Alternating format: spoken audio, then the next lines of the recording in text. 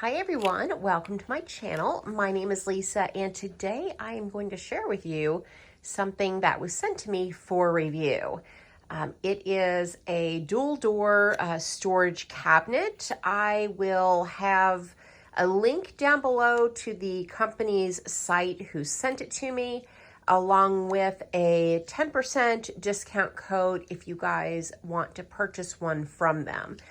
They sent this to me at no charge in exchange for showing it to you, but I think I am going to actually unbox it and try to put this together and show you, whether it's really easy to put together or difficult.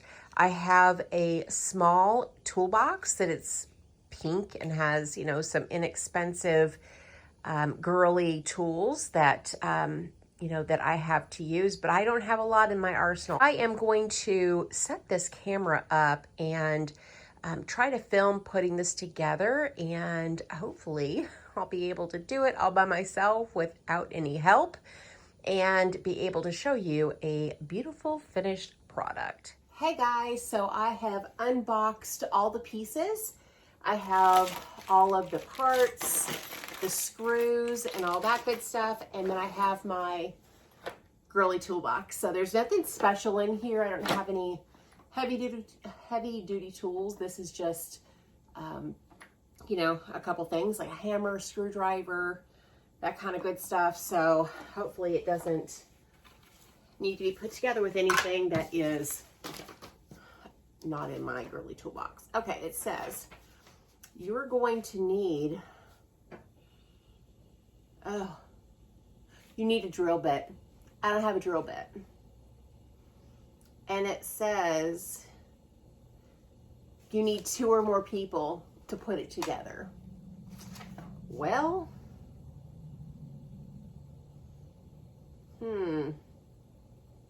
what do you do when you need a drill and you don't have one? Do you go buy one? I don't know. Well, it says in the picture, don't do it by yourself. You need more than one person.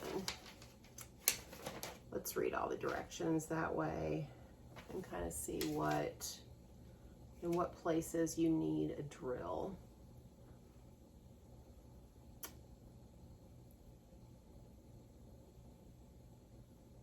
Don't screw too tight. Grooves. I haven't come to the part where you need the drill yet, but I'm on step 12.